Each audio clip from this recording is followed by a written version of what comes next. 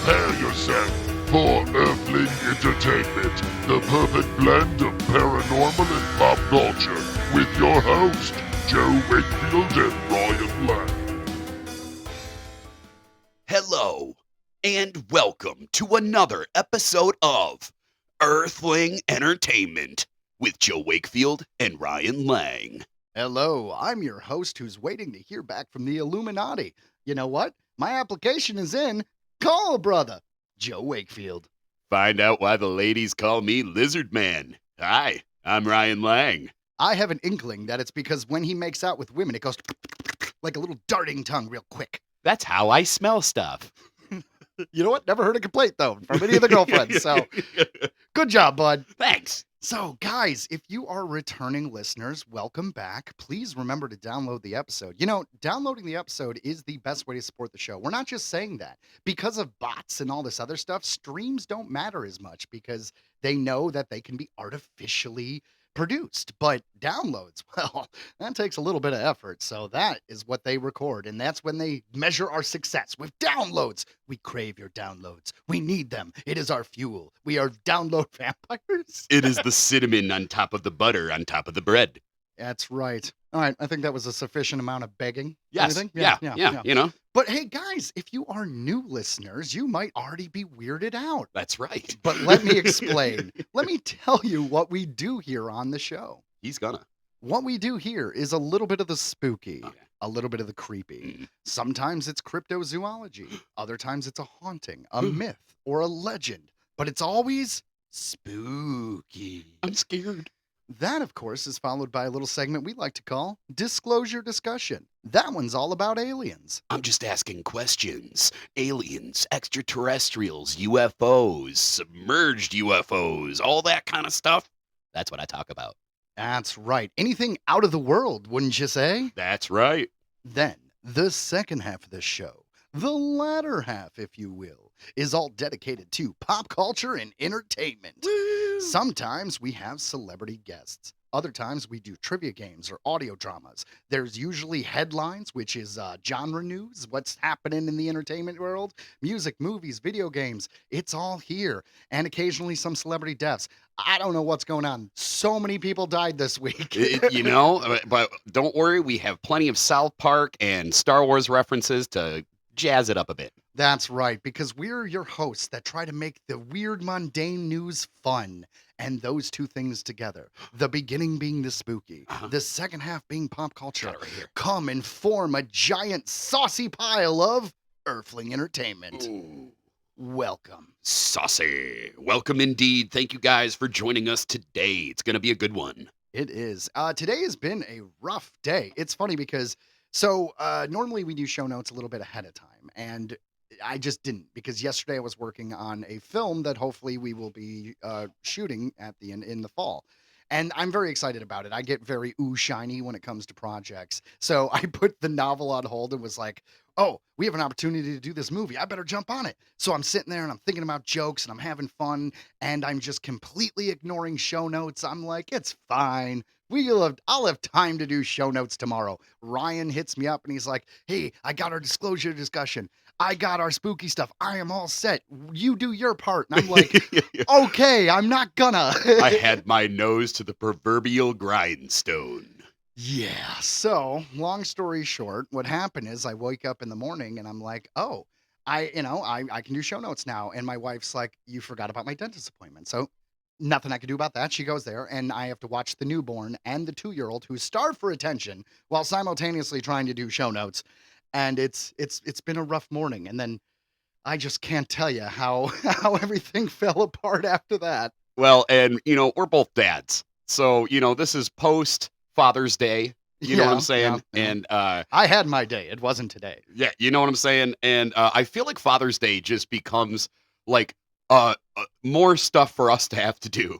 Because it's like, yeah, it's Father's Day. It's our day, right? But it's like, but we still got to do this. We got to do that. We got the kids, and we gotta feed them. Do you know they eat food every day, like multiple times? It's wild. And it's normally not an issue if you can juggle back and forth with whoever partner you may have, or a grandparent, or something like that. But just as the cards fell today, there was no help, and it was, oh, This is why you plan ahead and do your show notes before. Yep. Well, yep. So I made a silly little post on our Instagram saying, "Strap in, guys. The show tomorrow might be interesting."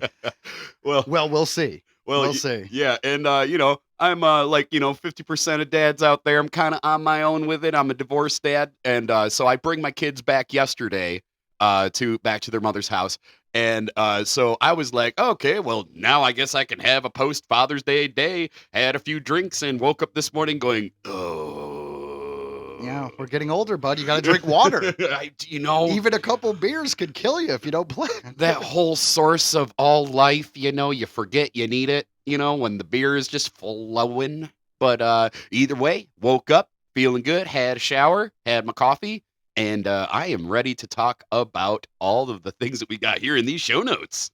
Yeah, so I guess the point we're trying to make is, hey, guys, look at us powering through. That's right. Enjoy today's show. That's right. You want to jump into spooky stuff, or you got anything else, bud? Let's do it, man. We got a good one today. All right, guys. So we looked up kind of what cryptids we may or may not have covered yet, and I found this really interesting site that just gave a simple list of cryptids from all 50 states. That's right. So Ryan picked one and did a bunch of research to kind of do a deep dive on it, and that's what we're going to do on this week's spooky stuff. So here you go. Check it out. Heading off to South Carolina. Spooky stuff. The Lizard Man of Scape or Swamp, also known as the Lizard Man of Lee County, is a cryptid said to inhabit the swampland of Bishopville, South Carolina. First sighted in the late 1980s, and purported sightings and damage attributed to the creature yielded a significant amount of newspaper, radio, and television publicity. He's a star. Yeah. Well, I mean, it's something to speak about, right? Like a lizard man isn't something you hear all the time. I don't want to diminish any Bigfoot sightings, but you hear about Bigfoot sightings. Yes. Lizard men are less, they're less abundant, right? Like you Yeah. might hear someone be like, I have a picture of this political person and look how they turn their head and they're lizard Illuminati people. That's right. Yeah, the shape shifting. There's a difference between reptilians and a lizard man monster, I believe. I agree. This Yeah. seems to be something in and of itself. Yeah, this is a swamp monster, not an alien, is our belief. But continue, Ryan. I shall. Many theories have been presented in relation to the identity of lizard men. Theories such as living dinosaurs, and even offshoots of evolution in which the reptilian hierarchy continued to evolve along the same path as early primates. Not aliens, though. At one point in time, reptiles ruled the earth. It is not out of the realm of possibility that the most dominant species on the planet could continue to evolve in small numbers unseen by mankind. Although no reptilian species known to man shows signs of such advanced evolution, the reptiles are the oldest and most successful group of species on the planet and could hold secrets that have yet to come to light. In Lee County, South Carolina, a strange reptilian humanoid was reported on several occasions. The Creek were a Native American confederacy forming the largest division of the Muskogee family, primarily in Alabama, Georgia, and South Carolina. They received their name from the English on account of the numerous streams in their county. According to Myths and Tales of the Southeastern Indians by John Reed Swanton in 1929, the Creek encountered a human-sized lizard monster in the area. Here's a brief historical account. Several Indians were out together and formed a hunting camp. A hunter came back one evening and said, "I have found a big bare tree." He told the rest of the hunters, and they said to one another, "Tomorrow morning we will set out, build a fire there, and smoke the she-bear out so we can see her." They slept, and the next day started off and came to the place he mentioned. When they got to where the big tree stood, it looked as if something definitely lived there.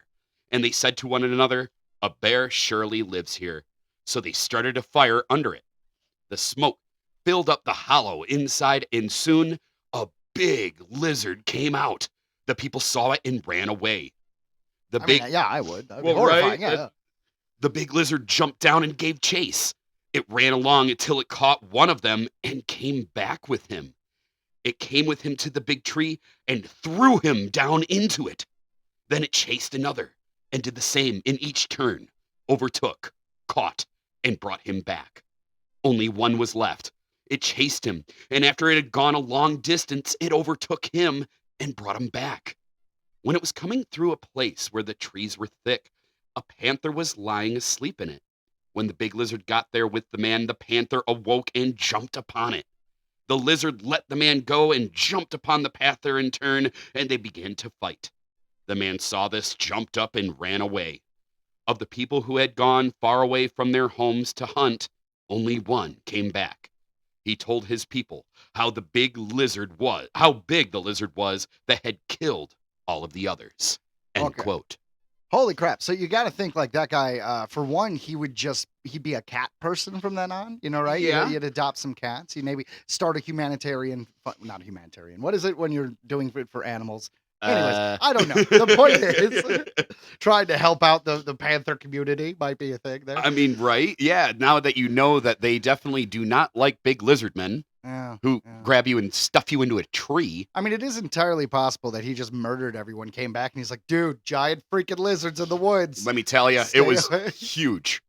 It was huge. But what do you think? I mean, it says a giant lizard. Doesn't technically say lizard man in this particular instance, right? So are we talking like Komodo dragon, or are we talking anthropomorphic, sea slack kind of thing? I mean, the fact that it was able, like it said, like it ran. So it like ran at him. So I mean, you would assume bipedal, but you don't know, like, I don't know. And then the fact that it's able to grab you and just stuff you into a tree, that's just like, I don't know if that could happen with its mouth. Well, yeah, maybe it can. How would you imagine that? I would imagine it would snap you like in the shoulder and just throw you. Right? Yeah, I guess so. Yeah, I could see that. But I mean, if it was anthropomorphic, maybe it did just straight up pick him up, toss him in. Oh yeah. I mean, if he's throwing him back in his tree hollow home, right? He's definitely gonna eat him. Oh yeah. That's the whole point. Like, all right, I got these guys for later. That's tomorrow. That's for the next day. What's weird is how alligators and stuff, they don't actually kill you with their teeth. They kind of like roll around and you drown or break your neck, right? Yeah. So maybe it's a similar thing. If this thing attacked him and threw him in the tree, maybe it's just like they're sitting there with broken backs or broken necks and just waiting to get eaten alive. Yeah. And I feel like it would be a slow process. I don't think that these things care. No. And there are some creatures out there who do eat things alive and others that kill you first. I hear that a tiger, when it bites your neck, right? Yeah. It could take its pulse with its teeth and then readjust to actually bite into your carotid. Yeah. That's what they say. They could even they could straight up crush your skull. Like they say, yeah, if you're getting chased and a tiger overcomes you, go face flat into the dirt and cover the back of your head with your hands, because at least you could protect your brain.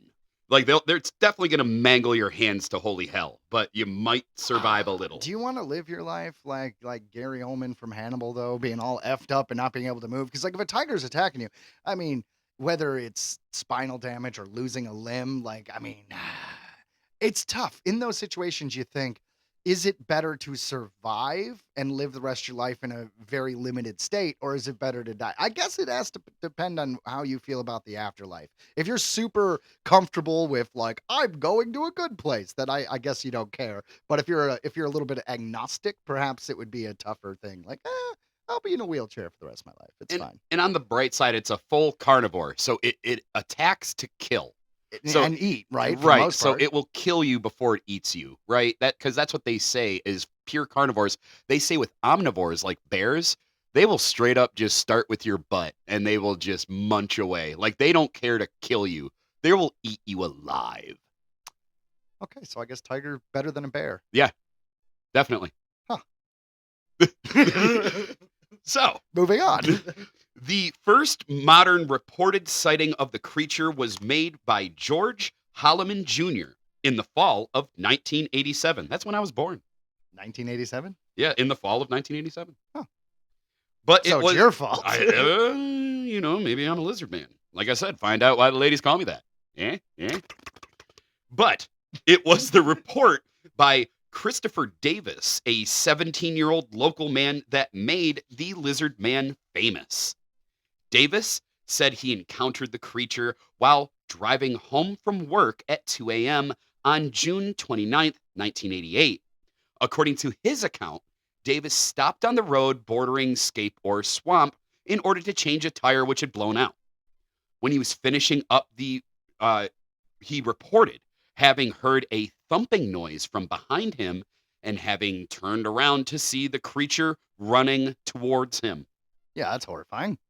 Davis said the creature tried to grab at the car and then jumped on its roof as he tried to escape, clinging onto it as Davis swerved from side to side in an effort to throw it off.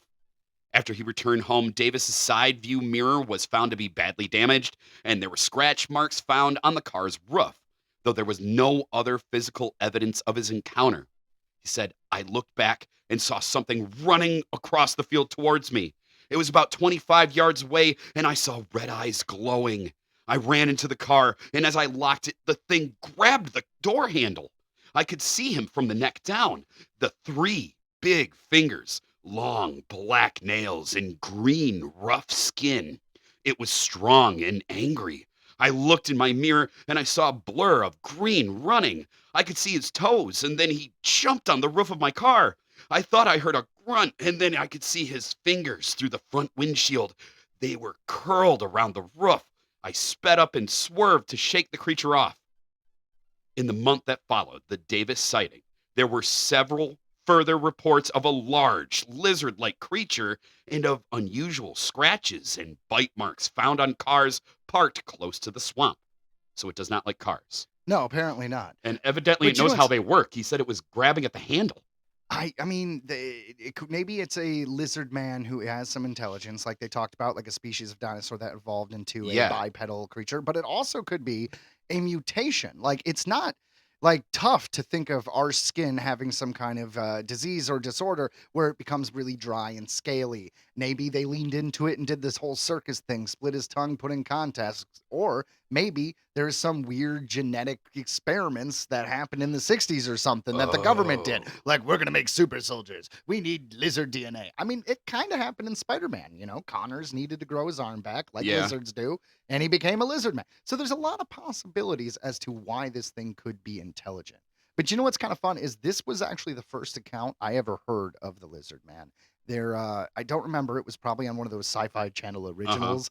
But it was, Ripley's Believe It or Not or Cryptids of the something or other. You know, all those shows we love and watched as a kid. Yeah. And this was the first time I ever heard of Lizardman's, this account. And they had a dramatization of it, like running towards him and hanging onto the roof. So it's like as you're reading that, which by the way, you read that so well. Thank you very much. I had the whole visual image of the whole thing. It was a play-by-play, man. Oh, yeah, because it's like it felt like because I described it first, but I wanted to have his account as well. That was a quote from him directly. I like And what you were saying, I believe that there was a show called The Lost Tapes, and Lizard Man actually made one of the episodes. it. Ooh. I found it in my research, but I couldn't find enough about it to really include it. But I just figured I'd mention it. I love that there's still like really cool cryptids that we haven't covered them all yet. There's still like plenty out there. That's because right. I'm actually kind of surprised we haven't ever covered this one before. I agree because it really fits into like I don't know if you guys listened to our earlier episodes, but I feel like we were kind of doing a lot of these like could it be an experiment? Could it be like a cryptid itself? You know, I mean, we did a lot of these lizard men, like other men, like of like different kind of weird hybrid species. Well, it's always something man, right? It's Yeah. like, remember Bunny Man, the dude That's under the right. bridge with the axe? That wasn't really that was just a psychopath. But still. It's still terrifying. So, most of these are said to have occurred within a 3-mile radius of the swamps of Bishopville. What we're talking about is the sightings and scratching on the car. To jump back to the article. Yes.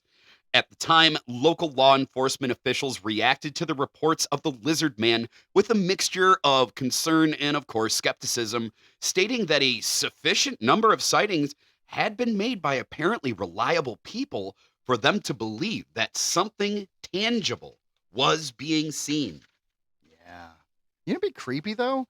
Is what if there was a Scooby-Doo situation? You know what I mean? Where Oh. it's like an actual guy in a suit who's like chasing people away from the swamp and scratching the roof and all this other stuff because he's got to keep people away from the swamp, right? Maybe he's looking for a treasure. Maybe he's trying to keep all the kids away so they don't know that they're dumping chemicals in the swamp. Maybe, yeah, I'm just saying, maybe it's Scooby Doo. Maybe like- it's Old Man Henderson from down the street. Let's see who this lizard man really is. Pee Wee Herman. Oh, that was Turns a out- terrible. Yeah. I can't do it right now. Turns out I didn't die. That's what he's. That was better than mine. So that's what happened to him. That's what happened.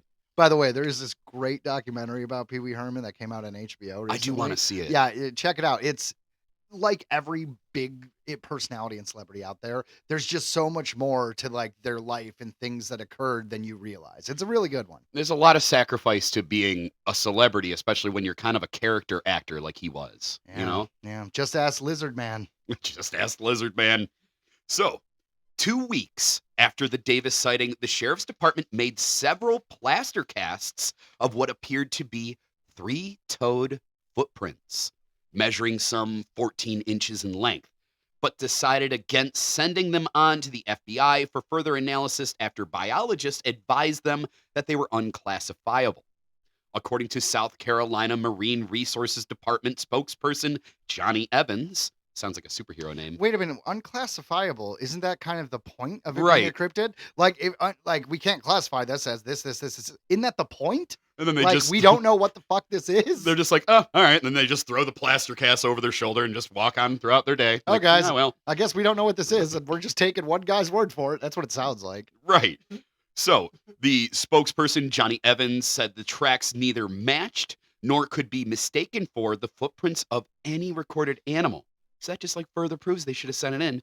Evans also dismissed the possibility that they could have been made by some form of mutated creature. Do you think it's mutated creature? No. No, couldn't be that. We weren't asking questions back then, apparently. No, not a whole lot of questions back in 1988. They're like, all right, guess we're going to just trust this guy. Yeah, yeah. Guys, trust me, I'm a biologist. Dude, his name is Johnny Evans. Johnny Evans. Dude, does Johnny something- Evans is yeah, the man. He's that's- cool. It sounds like a comic book character. It does, doesn't it?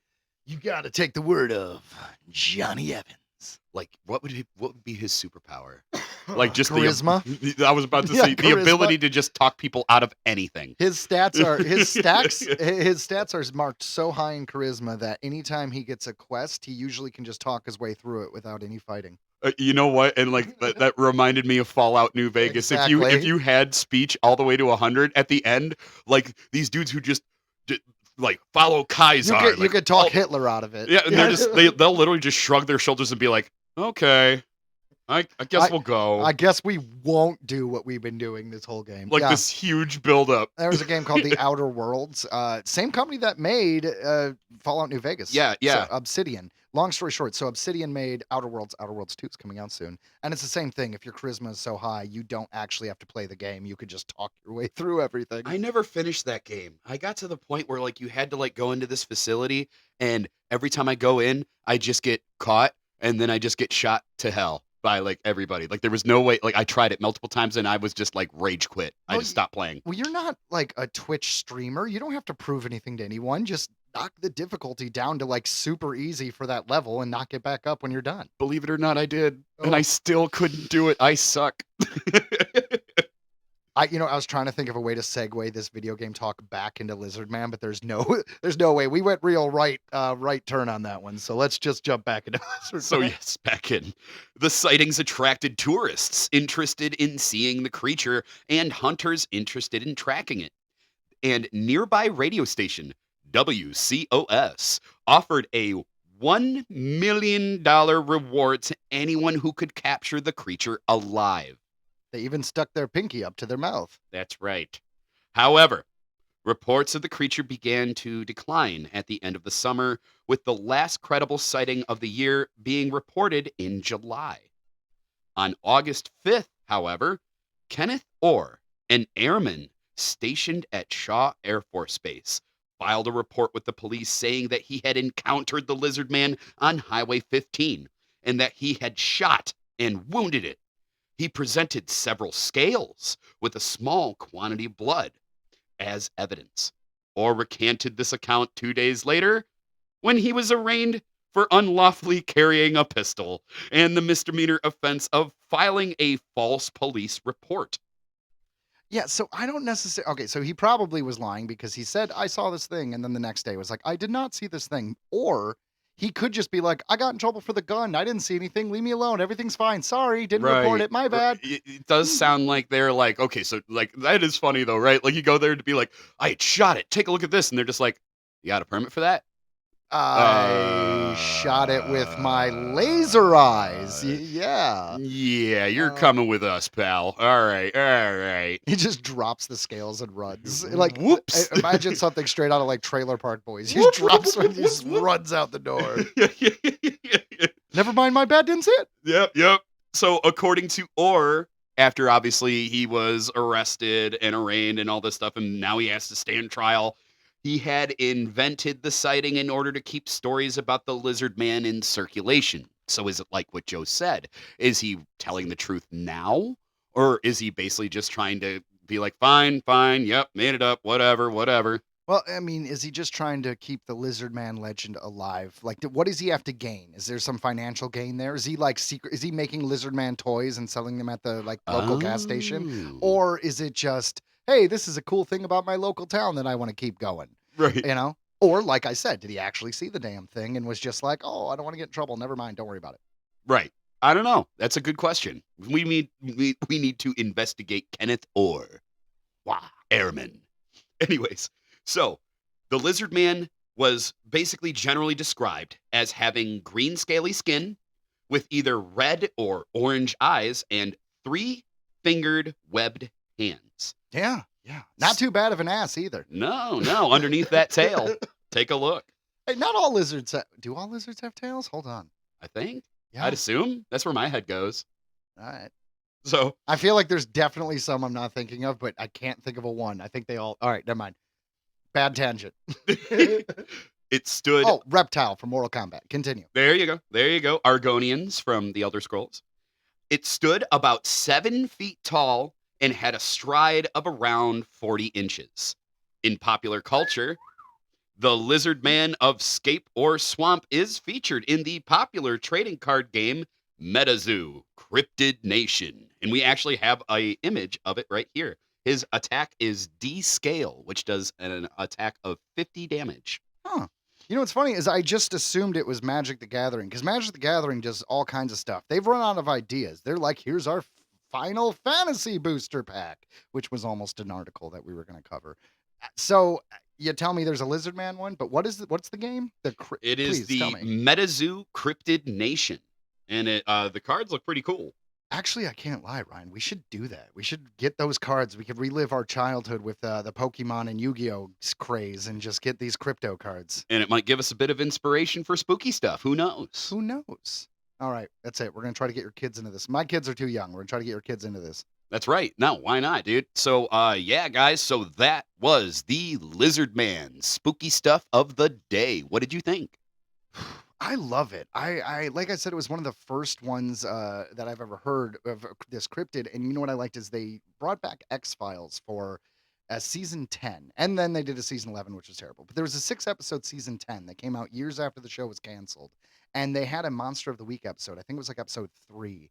And they had maybe not this lizard man. I don't remember if it was the exact one, but it was just this goofy anthropomorphic lizard man who is like shapeshifted into a human, was kind of nerdy. See, that leans more towards reptilians, like we've talked about before. But it wasn't an alien in the show. Just because it's X-Files doesn't mean it's aliens. They covered monsters and cryptids too. For all we know, reptilians have always been here.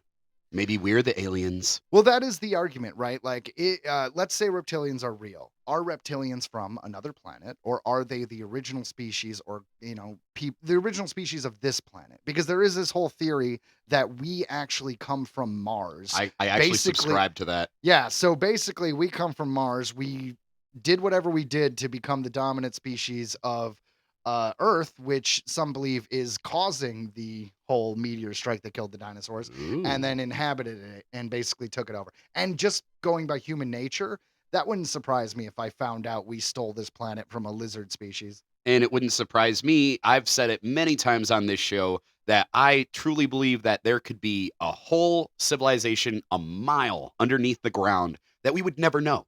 We would never ever know. And I if they would were like love- lizard people and they could survive that way, they could, see in the dark. They figured out ways to just kind of live their lives because they're just like, screw those weird apes up there. Well, We're going to stay down here. There's a lot of thoughts to this. Like the one is the center of the Earth being a molten core is actually like another sun, and the inside of the planet would be like a flip version of the Earth where it would go around the sun. You see what I'm saying? Kind of like float in the middle. Another one is there's a book series called Dinotopia, and in Dinotopia, when you go down ground, all the dinosaurs are real, and there's magical crystals. So maybe it's magical crystal. I don't remember the moonstone. They called it the moonstone. Not to be confused with Zootopia.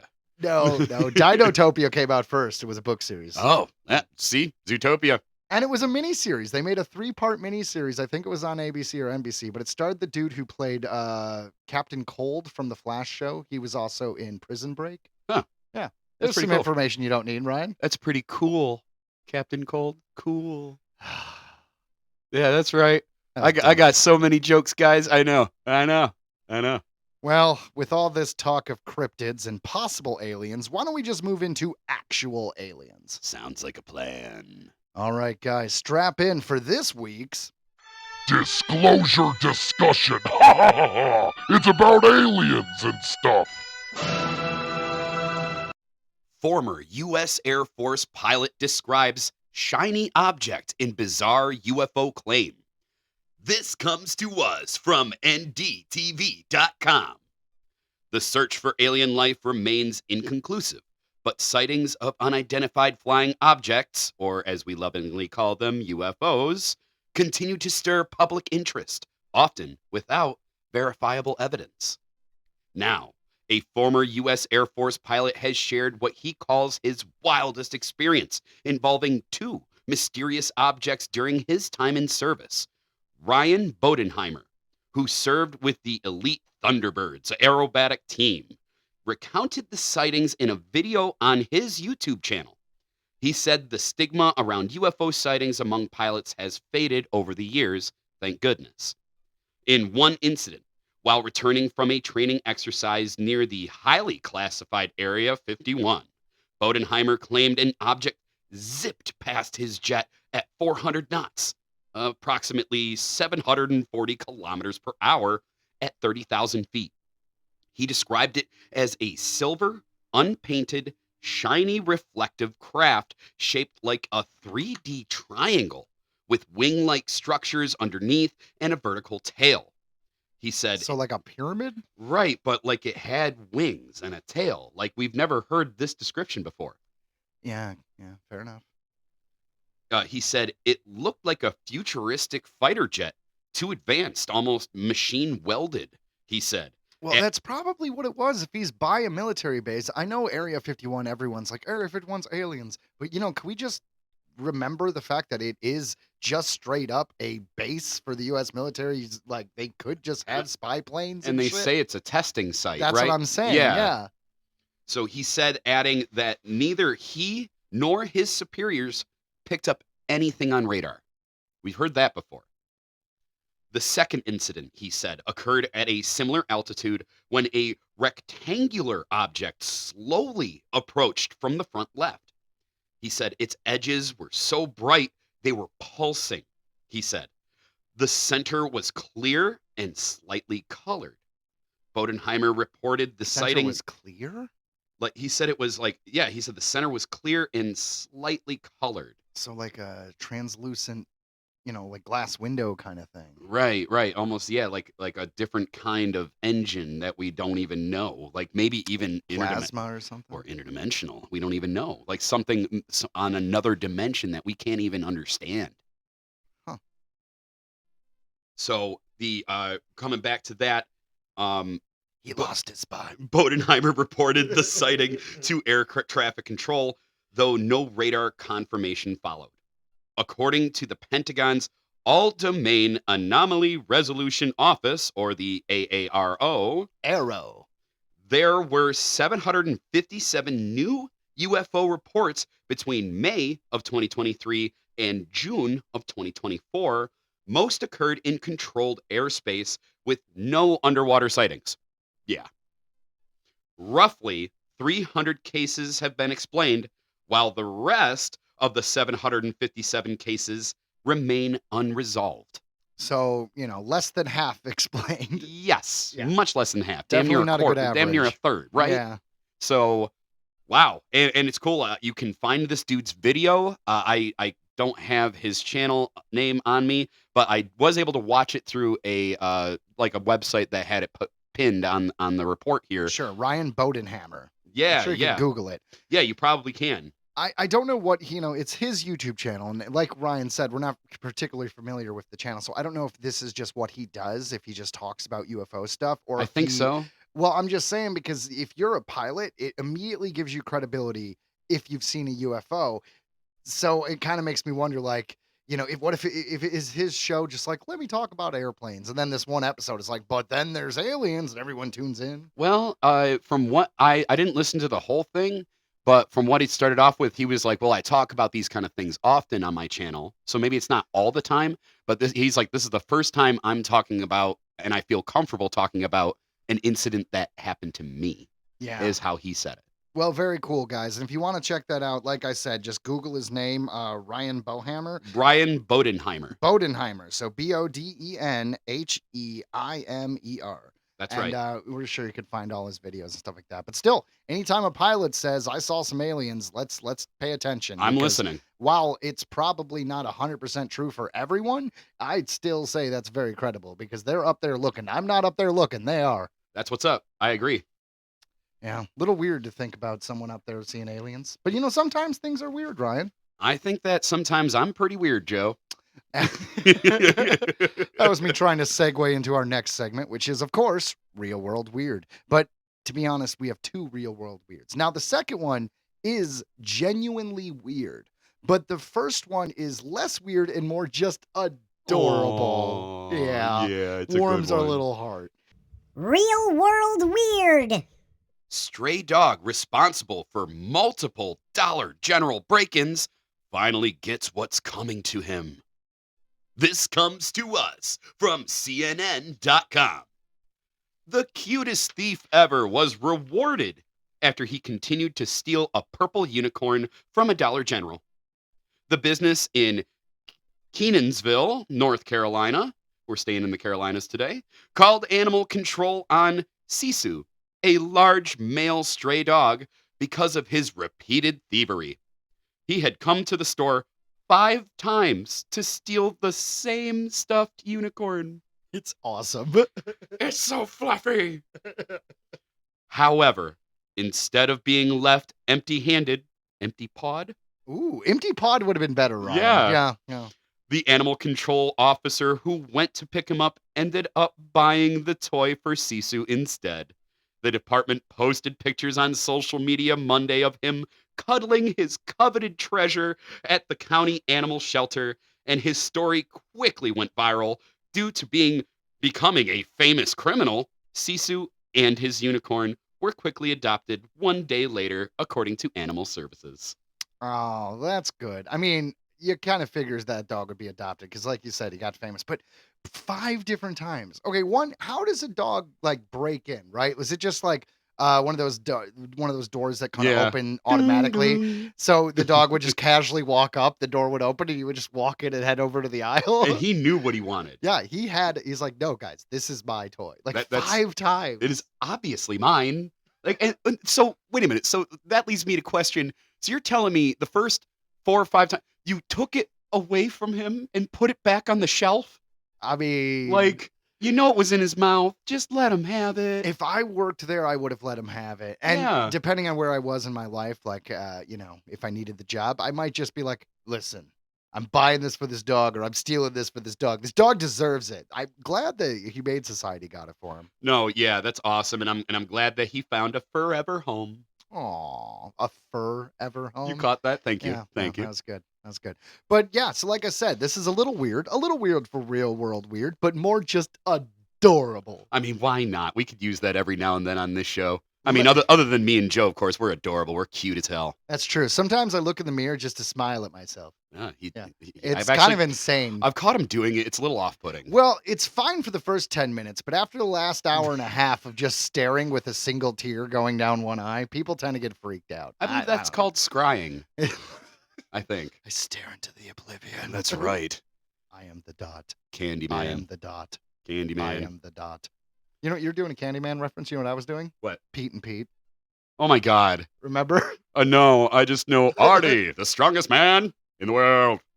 Well, completely unrelated to anything. That guy who played Arnie, the strongest man in the world, Yeah. is replacing the voice of Dale Gribble in the new King of the Hill series because that actor died after only recording 5 episodes. Oh man, that's right. Yeah. Oh, that's so cool. What a great job for him. I'm glad that he still got work. I mean, he totally works, dude. He was in the Weird Al movie as Weird Al's Daniel Radcliffe's Weird Al's Oh, that's dad. right. He works all the time. He was That's in a show right. called Carnival, which we talked about in our Earthlings Go to Freak Shows episode. Mm-hmm. Yeah. Mm-hmm. That actor's amazing.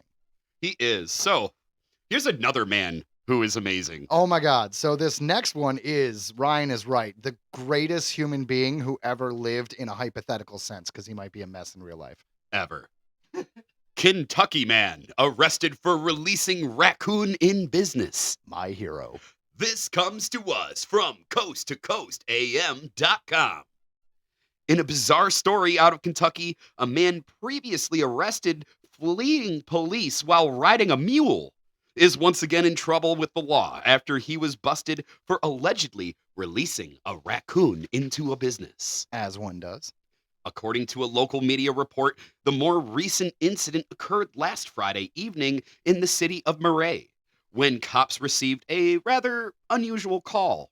An unspecified business in the community phoned police after a man burst into the building and unleashed a raccoon upon unsuspecting staff and customers, which led to someone getting bitten by the proverbial Trash Panda.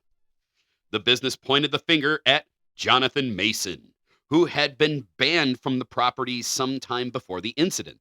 So I love his revenge. Oh yeah? I'm going to ride my mule with this raccoon and just unleash hell. No. The mule was back in December. Oh. This was him getting kicked out of this business and having his revenge by letting the raccoon out in there.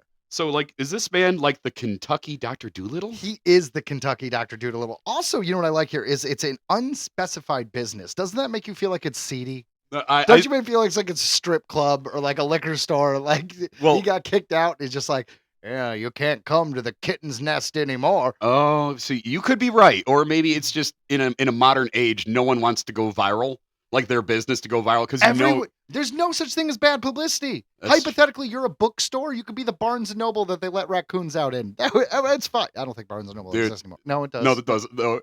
But tell that to the zoo where Harambe was shot. They literally had to shut down all of their social media after that incident happened because everyone was just dicks out for Harambe on there, like all day, every day, like nonstop. That's a completely differend situation. Just saying. Okay, so let's say no publicity is bad publicity except death. Yes, except for Harambe. Rest in peace. So, cops eventually tracked the man down and, following some resistance from the suspect, arrested him on 4 separate charges related to the ill-advised raccoon caper. Back in December, police say cops were called to a local bar that had thrown the man out for being unruly. Mason was said to have lingered outside the establishment atop a mule he had ridden to the watering hole until officers arrived on the scene. He subsequently tried to escape on his trusty steed, giddy up, but cops managed to arrest him following what was presumably a rather slow speed chase. Yeah, so that is amazing. Because think about it, you know what he's doing. I'm going to this bar, but I'm going to ride this mule so I can get as drunk as I want, and they can't get me for drunk driving. That's right. I don't know if that's true. I mean, you're not operating a vehicle, but can you get in trouble for drunk riding? I guess they can only get you for public intoxication. I was about to say right? they could get you for public intox, but I can't think of anything else. I mean, it's not animal cruelty because it's like this is an animal that is meant to be ridden. It's His not name like, is George. It's He not like loves he's me. sitting on top of a German Shepherd or something. That's right. I mean, I wouldn't put it past. Mush Beethoven. I would not put it past this man at all. This guy is obviously hypothetically not well, I don't want to say hypothetically. This guy is my hero in a sense. I don't want to ever meet him. You know, they say don't meet your heroes. I don't want to meet this guy, but I might. In fact, actually, never mind. I take it back. We're going to look this guy up and see if we can get him on the show. I was going to say, Jonathan Mason. I yeah. take it back. This man is my hero again. That's right. We're going to give him a call. This is roller coaster. Dude, do you think we could find him? We got his name. We know he's in Kentucky. Do you think we could actually get a hold of this guy? Honestly, with the power of Facebook, anything could happen. You know he's got a Facebook. I'm going to genuinely attempt to try to get this guy on the show. All right, guys. That we will keep you updated. So, Mason was ultimately charged with 5 separate offenses, including resisting arrest and public intoxication, we called it.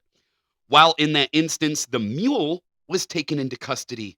The whereabouts of the raccoon are uncertain. I miss my donkey. Good Kevin Smith reference there. Oh, boy, that was Clerks 2.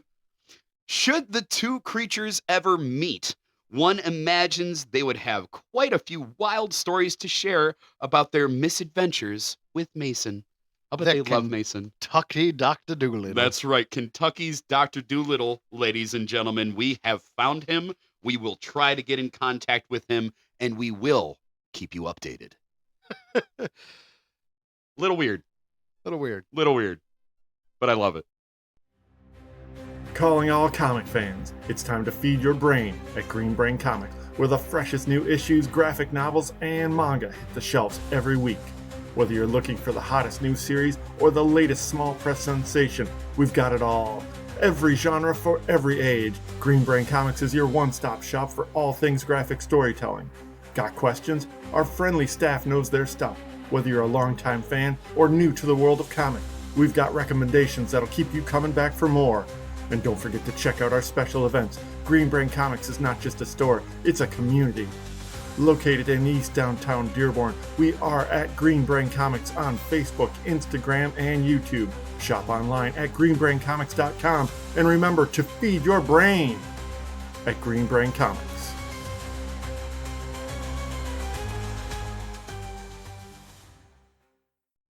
Earthling Entertainment special report. 1. Star Trek Strange New Worlds will end after Season 5.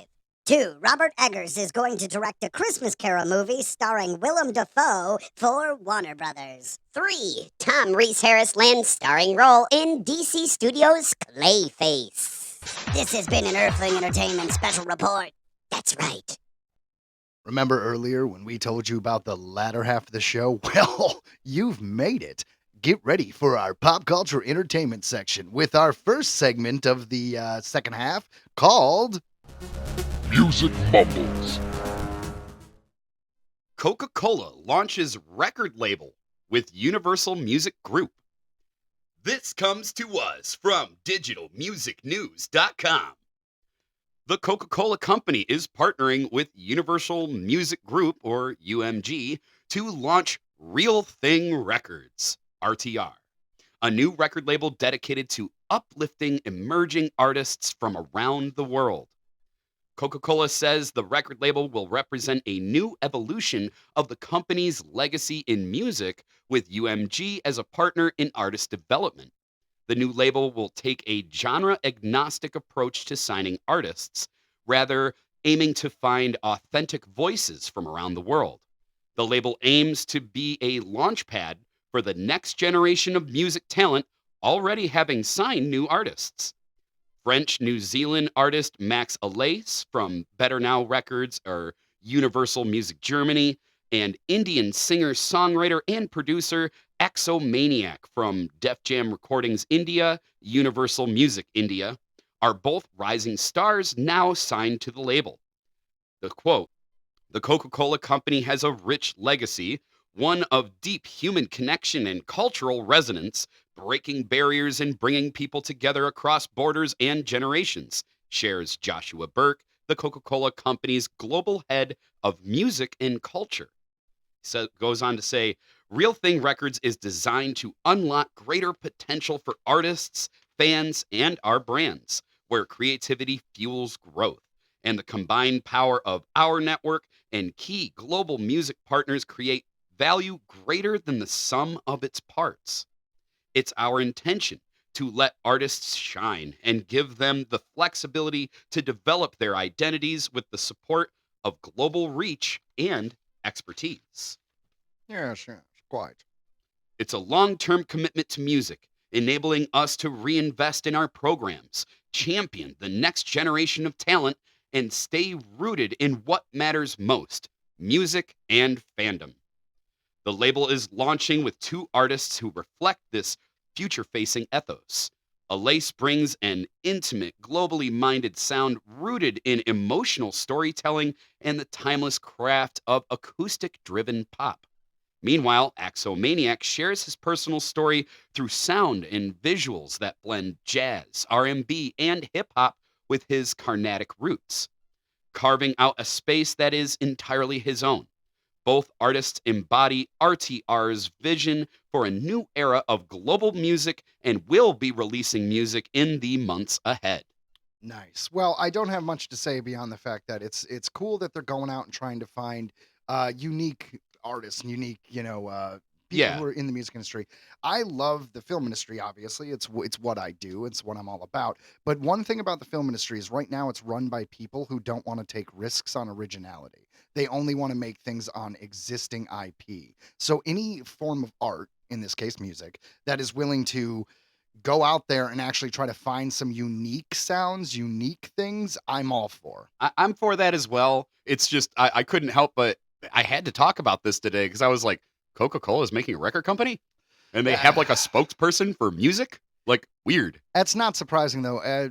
There's so many sci-fi genres and movies and things like that that talk about the future being run by like 3 companies. You know what I mean? Like Yeah. everything. Like there's no world governments. There's the corporation. I mean, that's what that happens in Alien. They're always talking about the Yutani Corporation. That's Mhm. they're not talking about the U.S. or China. They're talking about the corporation. And then Wally, everything was by and large. By and large, which was welcome to Costco. I love you. Yep. Welcome to Costco. Yep. I love you. Yeah. What was I don't remember exactly what it was, but I think in the new Alien Earth, Taco Bell is one of the companies that run. Like it's Utani and all these other ones, and then it's like Taco Bell. It like reminds me of Idiocracy, where he just like kept saying like brought to you by like whatever burger. He's like, why do you keep saying that? Because they pay me every time I do. Brought to you by Carl's Jr. That was it. Thank Yeah. you. Thank you. So let's get a little bit more insane. Oh yeah, we got a second music mumbles for you. This one's kind of silly. And this one kind of hits home. We're kind of from Detroit. So whoop whoop. Insane Clown Posse accidentally headlines Bonnaroo after Rain forces festival shutdown. This comes to us from MetroTimes.com. Leave it to Insane Clown Posse to accidentally headline. The 2025 Bonnaroo Music and Art Festival came in with a Faygo-soaked bang and left with a damp whimper as severe weather and campground flooding forced the 4-day music festival to shut down early.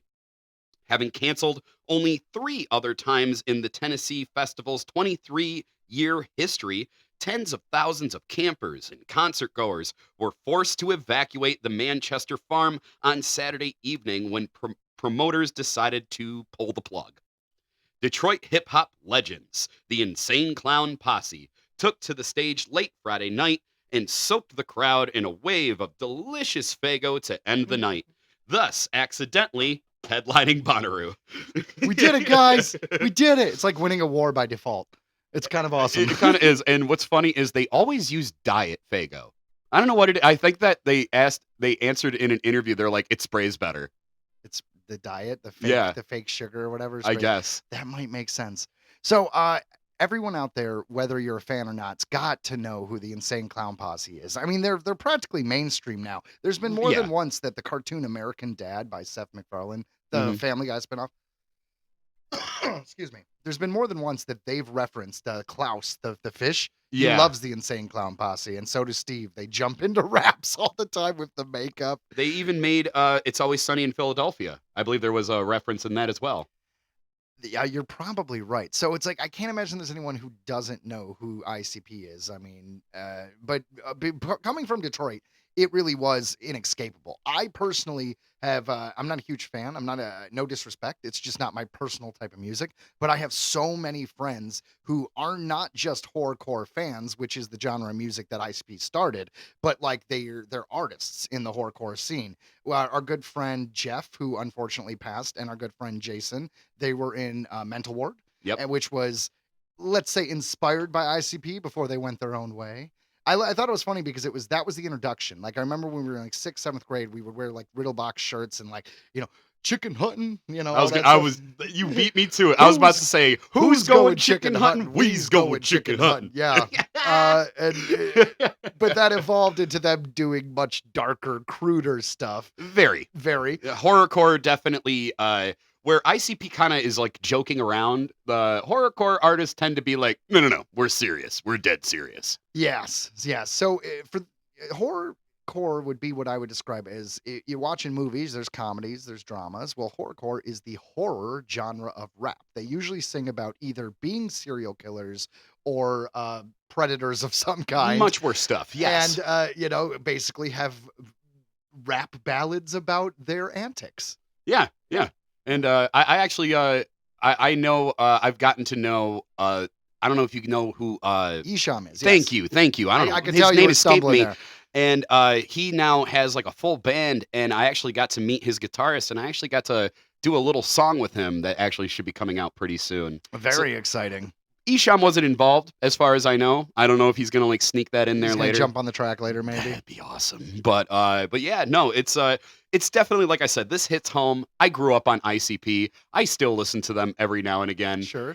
To my girlfriend's dismay. But Ryan, the only track I ever got to jump on was a Rappy McRapperson song. that's right. I need more quacks It was in called the headphones. It was called "I'm Sick as Doggarooskies." That's Sick right. as Doggarooskies. That's right. Yeah, That's so right. That was the Weird Al version of rap, to be kind. Yes. But like I said, leave it to ICP to accidentally headline anything. And I mean, good for them. Good for the audience. I hope everybody enjoyed the show. I mean, to be fair, they put on a hell of a show. Whether They- you like them or hate them, they are entertaining to watch. I've seen them once. Twisted was supposed to open, and now they've actually since parted ways with Twisted, like extremely. I'm aware, yeah. And but no, Twisted was supposed to play here in Detroit. It was at Harpo's, and Twisted did not show up. I don't know what happened. So ICP just took the stage for, I'm not kidding, like almost 3 hours. It was crazy, like 2.5-hour show. Well, at least that's someone who cares about their fans. You can say whatever you want about ICP, but they definitely love the Juggalos. Well, the thing is about ICP is they've done a really good job of basically getting the disenfranchised to join in. Like they're like, you don't feel like you belong with us. You are a Juggalo. You are part of the family. You know what I mean? We're all from the murder mitten, as they call it. Yeah. Dude, yeah, murder mitten. The right. murder mitten. Yeah. I kind of did a play on that. I called it the Mitten of Mischief on the description of our Michigans and Earthlings episode. I kind of like that. Yeah. Kind of like But that. anyways, ICP, we pour out some Fago for you, bud. Whoop, whoop. And with that, let's talk about people who are dead. Let's. All jokes aside, though, a lot of people died this week. Yeah. Yeah, let's talk about them. Remember that guy? Remember that gal? Well, now they're dead. Cheers to the people we just lost. This comes to us from Pitchfork, Variety, Click on Detroit, USA Today, and Entertainment Weekly. Brian Wilson, the co-founder and primary songwriter of the Beach Boys, has died, his family announced. While an official cause of death was not disclosed, the beloved musical auteur, who helped pioneer the studio as instrument influencing generations of musicians in pop and beyond, was revealed in early 2024 to be living with a neurocognitive disorder akin to dementia. Wilson's family also did not disclose the musician's date or location of death. Wilson was 82 years old. When I think about Brian Wilson, because I know he was the singer in the Beach Boys and was basically the guy who did that, but my first knowledge of this person was the 90s song, which I don't even know who sang it, but it was like, lying in bed, just like Brian Wilson did. And that song, I was like, who the hell is Brian Wilson? And I looked it up, and he literally like was in bed for years. Yeah, Like no, he went through a lot. Yeah. Like it was like a big thing. Like honestly, I don't know enough to comment too much on it, but I know that there was a big falling out with him and the Beach Boys due to his mental health and certain substance abuse, I think was going on. Well, John Cusack and the God, I forget his name, but the gentleman who played the Riddler in the new Batman movie with Robert Pattinson, they star the Riddler. He plays Brian Wilson, and they star in a Beach Boys movie that's out there, and that's a really good one. You should check it out. One a good if you like musical biopics. Definitely. So, moving on, Ananda Lewis, former MTV video jockey and host of Total Request Live, Hot Zone, and Ananda Lewis Show, died on June 11th, 2025 of breast cancer. She was only 52 years old. I definitely recognize her from those shows, from Total Request Live. That's what a bummer. I know. VJs. We got the last into VJs before MTV stopped being music television. But like when we were young in middle school and high school, they still had Carson Daly and things like that. Yeah. Carson, play the Bum Bum song.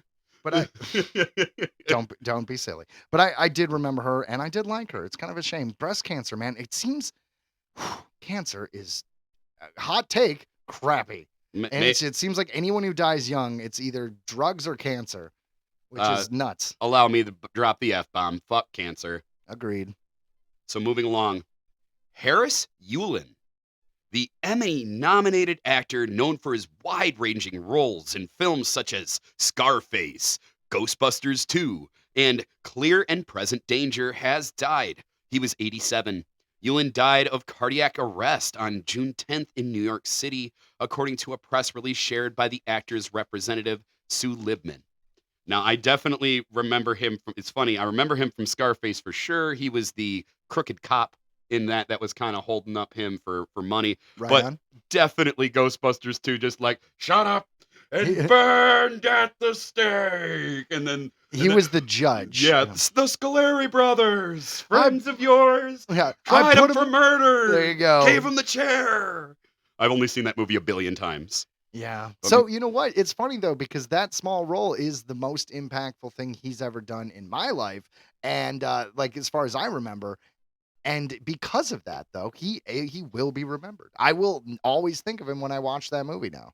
Yeah. Oh no, definitely. As soon as I heard his name, saw the image, that his whole speech just came right to me. Yeah, that was pretty good. I can't lie.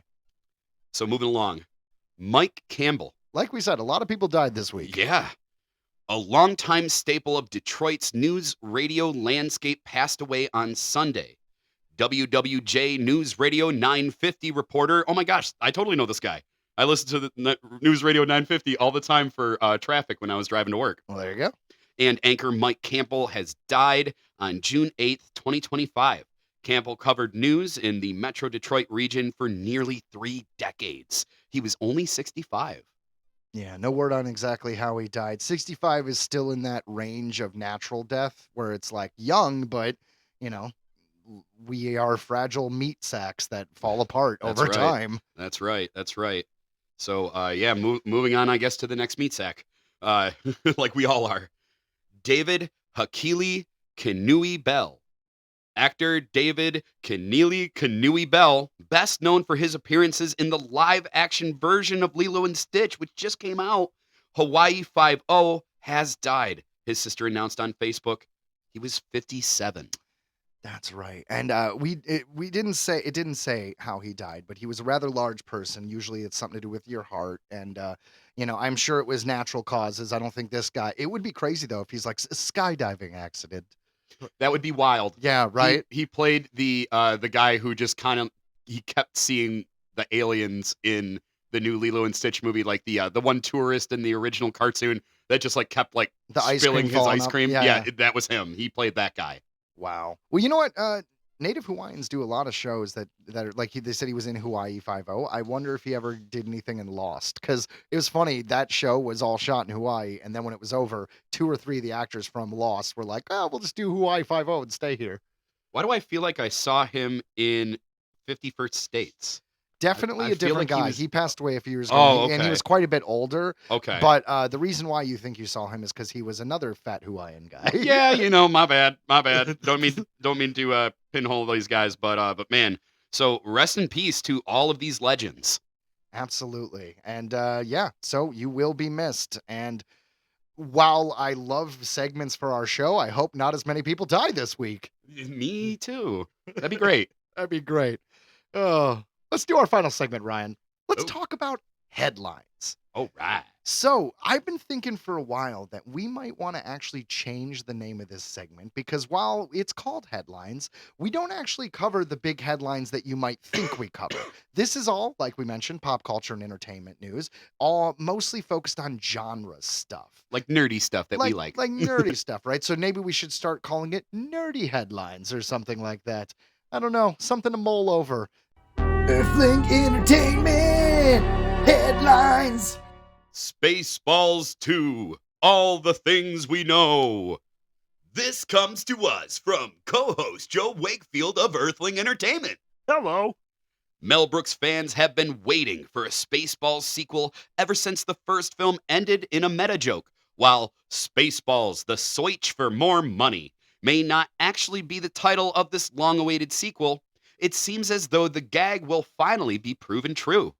I think it would be a great name, but like, do you make do you name your sequel after a joke that not everyone would get because not everyone had saw the first one, right? What did you say you heard the title would be? I heard that they're going to be focusing on the new trilogy, so I heard it was going to be The Schwartz Awakens. Ooh. Well, either way, it's still up in the air because they haven't announced it yet. Maybe it'll simply just be Spaceballs 2. Who knows? Who knows? Yeah, like literally just like Spaceballs 2. Like, we couldn't think of a title. Like, we couldn't decide. Yeah. Spaceballs 2, the second one. That would actually be a good. That'd be pretty good. That'd be right? pretty good. A little bit ago, we found out that Josh Gad will be helming the sequel with close collaboration with Mel Brooks. Mel Brooks, who wrote, directed, and starred in the original 1987 Spaceballs, is reported to be reprising his role of Yogurt for the movie. This episode has had a lot of 1987. That was when Lizard Man was first spotted. Oh man, and it was in Carolina, and then the other thing was there's a lot of South and connective North tissue. Carolinas, yeah. Oh, fantastic! This was all planned. That's right. That's right. We are good.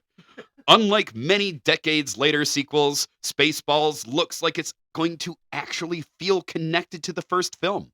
A proper sequel, not just a cash grab. Well, to be fair, all films are cash grabs. However, it does appear as though a real attempt is being made to deliver the goods.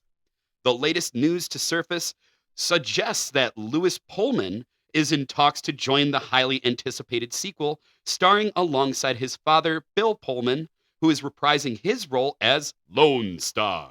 Daphne Zuniga, who played Princess Vespa in the original Spaceballs, is also expected to return. If all that wasn't enough, even Dark Helmet himself is said to return. That's right, Rick Moranis is coming back too. Woo! Dude, I haven't seen him. Okay, so the last thing I'm aware of, and I'm not looking it up right now, but I know he played a voice of one of the mooses in Brother Bear and Brother Bear 2, and that was like 2004, 2003, and I think that was literally the last time I saw him do anything. I don't know. I just know, the viral thing about how his wife had passed away, so he basically just quit acting to become a Stay-at-home dad, take care of his full-time kids. dad. Yeah. And that's absolutely true. But you know what I'm thinking of is the first time I heard about Rick Moranis coming back, I heard that it was because they were going to do a Honey, I Shrunk the Kids sequel, like a Disney Plus series. And I think that was quietly canceled. And here's my reason why. Because Josh Gad was actually supposed to play Nick Zelinsky, the son of the character from the first one. Yeah. And they were going to do it, right? So I feel like that project may have fallen apart, but because they were talking and working together, he's like, hey, do you want to be in Spaceballs 2? You know, see what I'm saying? Right. Like, right. it feels like we just transferred focus in my mind. But I'm happy everyone's coming back. I hope they bring...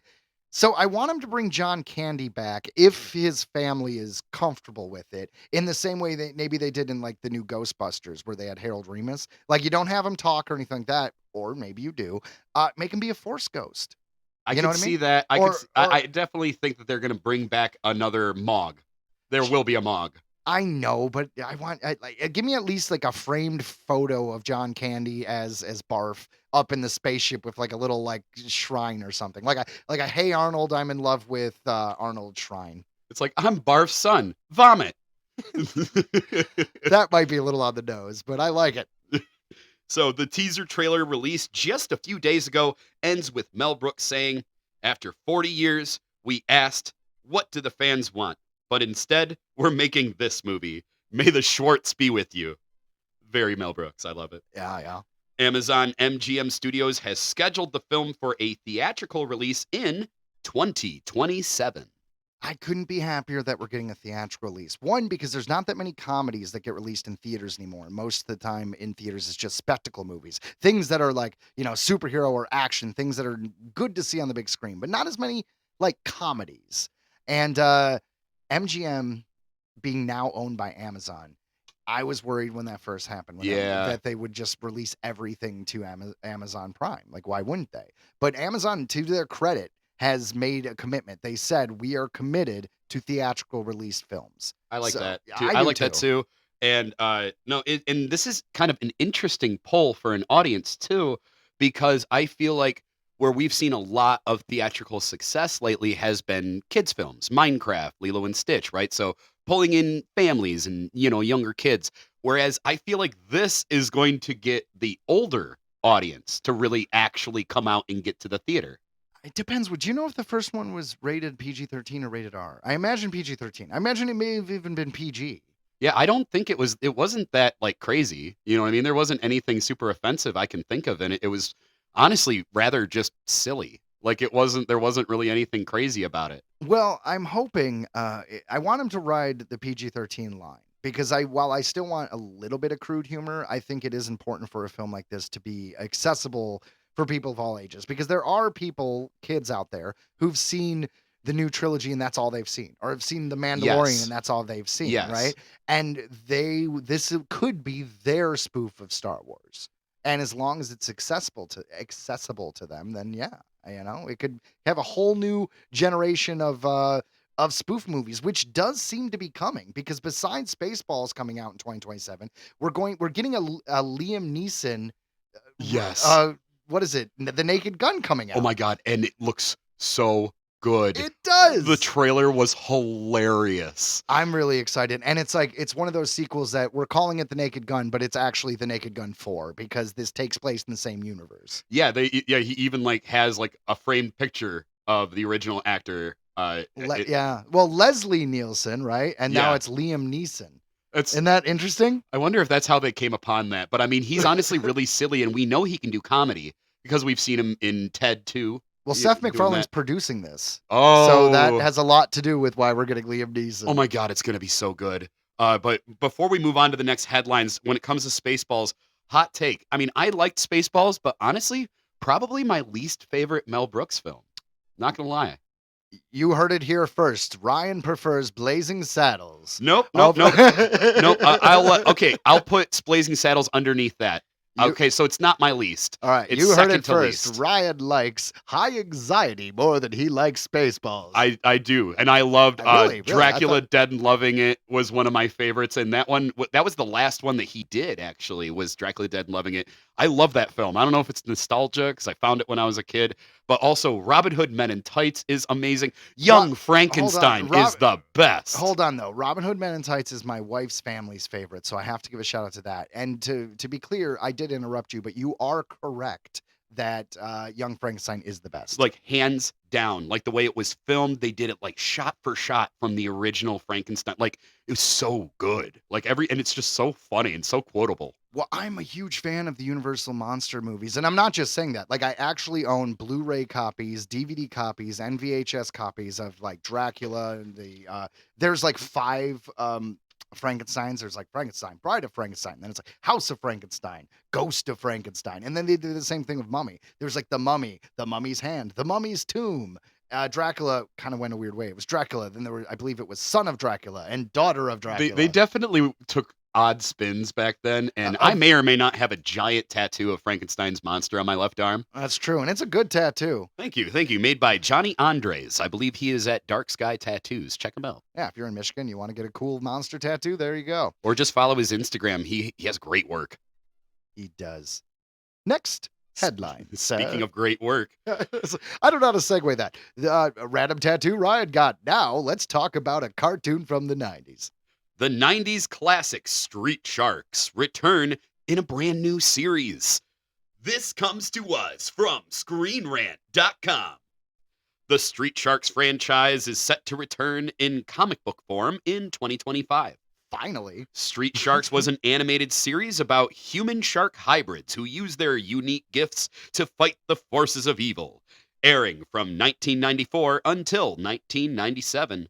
Some would call the show a blatant ripoff of Teenage Mutant Ninja Turtles, but it nonetheless had a cult following that helped its birth a new modern revival. And they still make the toys. My kids both have one. Like, they still make these toys. The Street Sharks? Well, Yeah. why not? You know, this was during the time, it was the last years of it, where cartoons were basically toy commercials, where it was actually the toy companies that were producing these cartoons. And funny thing about Street Sharks is you can call it a ripoff of Ninja Turtles, and you would not be wrong. But I would argue that there was so many ripoffs of the Ninja Turtles in the 90s, it's not even funny. So we have biker mice from Mars, which were anthropomorphic mice who I believe were brothers or teammates. Battletoads? There's Battletoads. There's also, do you remember Extreme Dinosaurs? I do. Yeah. So anthropomorphic brothers of animals, hybrid superheroes. Yeah, they were all ripoffs. It doesn't mean it was bad. Technically, Ninja Turtles itself started out as a parody of, believe it or not, Daredevil. That's why Daredevil, Stick trained Daredevil. Splinter trained the Ninja Turtles. Interesting. Daredevil fights the hand. Huh. The Ninja Turtles fight the foot. All of it started as a basically ripoff of Daredevil. Another reminder, I don't know why it came out of nowhere, Power Rangers, VR Troopers. There was always like a weird... There's always copycats. Yeah, there's always... We know that all the time. There's always like two movies that are sort of the same that come out. You know what I mean? Well, if it's popular, why not do it again? That's right. The switch for more money. IGN confirms that IDW Publishing will be reviving Street Sharks as a 5-issue limited series written by Stephanie Williams and drawn by Ariel Medel. The first issue's cover art by Philip Murphy, Elizabeth Beals, Kevin Anthony Catalan, and Carrie Randolph can be viewed on right here. I've got it right here in front of me. In addition, IDW includes the following synopsis. Based on the classic animated series, the upcoming comics will thrill readers as the Sharks protect Fission City from a range of gene-slammed threats, including super strong and monstrous lobsters and squids, and diabolical mad scientists that transform into vicious piranha monsters.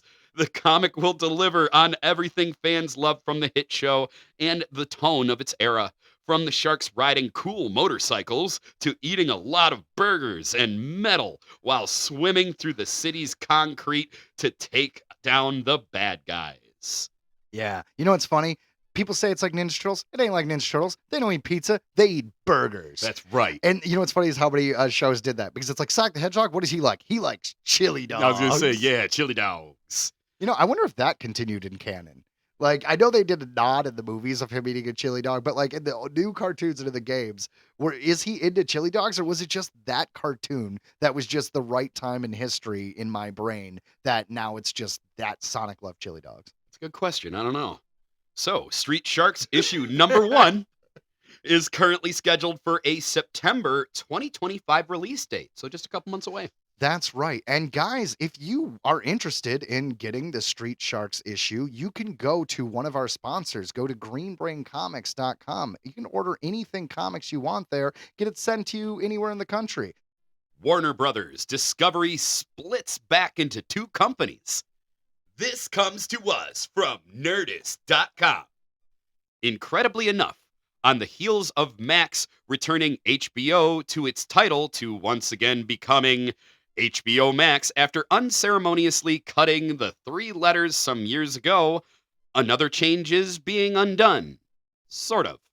In 2022, Warner Media and Discovery merged into one company, and that meant all kinds of crazy collisions, like Jon Snow sharing real estate with Guy Fieri. Largely, this merger fell in service to creating this kind of all encompassing brand where prestige television met home improvement shows, and everyone could find something they wanted to watch. But sometimes, when you try to please everyone in every way, you end up pleasing no one at all. And that's what Warner Brothers Discovery found out with HBO Max. But it seems like this realization goes further than just a streaming platform. Warner Brothers Discovery will now split back into 2 companies. And though they aren't called Warner Media and Discovery, they may as well be. Warner Brothers Discovery will officially split into 2 separate companies. These 2 Warner Brothers Discovery offshoot companies are Streaming and Studios and Global Networks. David Zaslav will continue to lead Streaming and Studios, while current CFO Gunnar Weidenfels will become president and CEO of Global Networks. Warner Brothers Discovery Streaming and Studios offshoot will include Warner Brothers Television, Warner Brothers Motion Picture Group, DC Studios, HBO, and HBO Max, including its international sports offering. Warner Brothers Games, Tours, Retail and Experiences, as well as studio production facilities in Burbank and Leavesden, as well as Warner Brothers Film and Television Libraries, basically Warner Media. Tongue-tied. Meanwhile, All right. You know what? This is a little dry, so I'm just going to interrupt you here. Guys, this is basically it. Discovery Channel bought Warner Brothers from AT&T.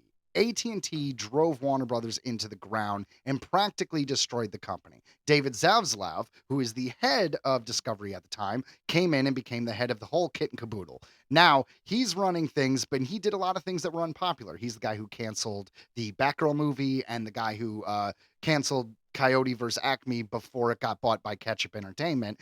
So we aren't going to see that one. That's true, nice. But I still won't forgive him. I wanted to see Brendan Fraser as the bad guy in Fair Batgirl. Enough. But apparently Batgirl was an awful movie that no one needed to see because it would hurt the DC brand. But he also is the guy who hired James Gunn to, as well as, he has a partner who does it as well, to run DC Studios. So David Zaslav has done a lot of really good things business-wise, even though he may not be everyone's favorite guy creative-wise. So what they're doing here is they're splitting the company back up. So instead of everything being run by Warner Brothers now, they're going to be the movies, the TV shows, like all the fun stuff that we like, the streaming, all the entertainment stuff is now going to be Warner Brothers. While this other company, which I don't have it in front of me, is going to be things like reality shows and what we used to be Discovery, all the news, the sports, the things like that. So Streaming in Studios and Global Networks.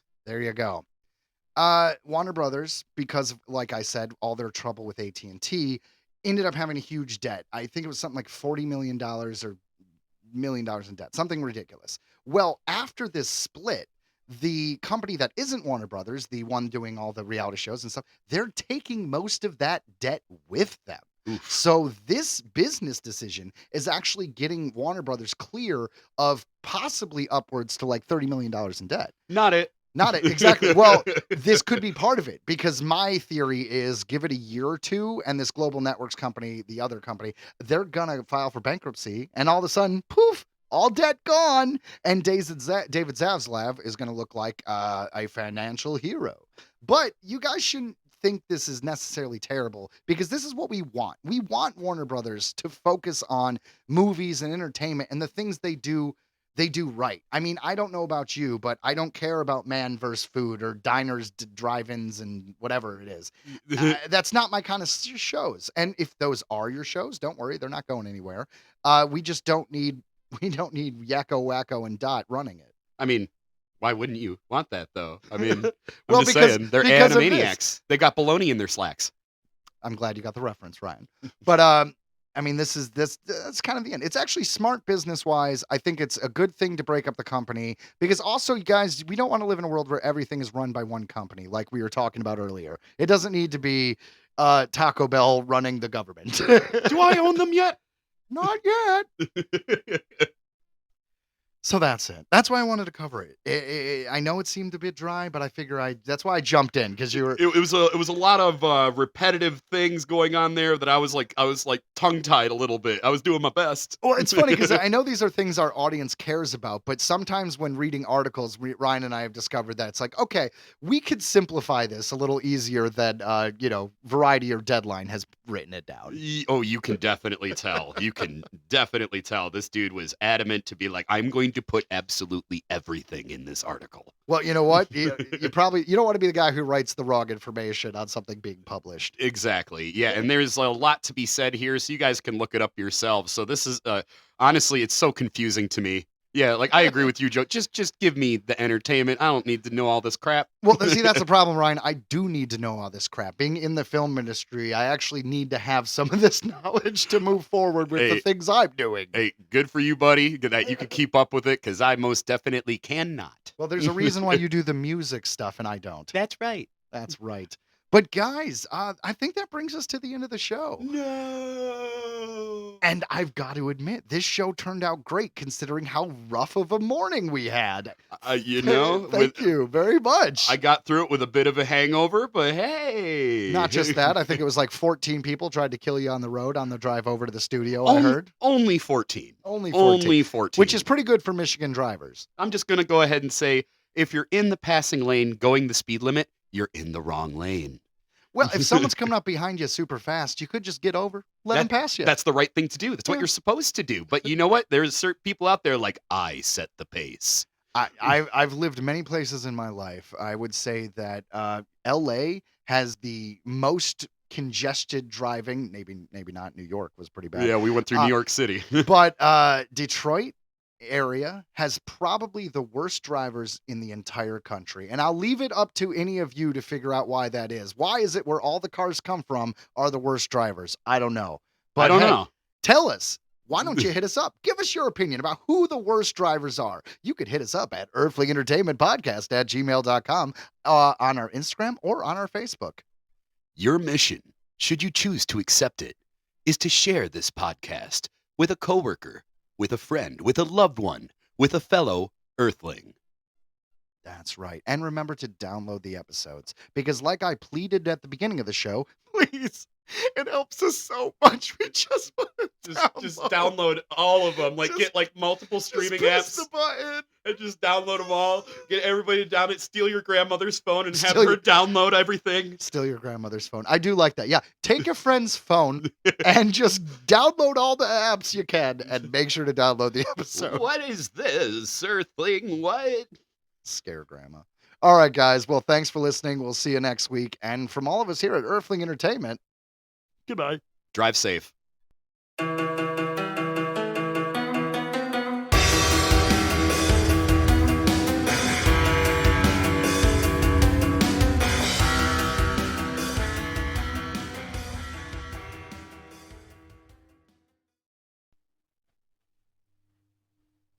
Oh, sweet. It's still recording. Yeah. Here we go. Play with the buttons. I am alone, so I can... Oh. Here, let me hear you. Oh. Yes. That's the one. Keep it rolling. This is what happens when Ryan's alone. Oh, thank you. Oh, all right. Oh, I hate that one.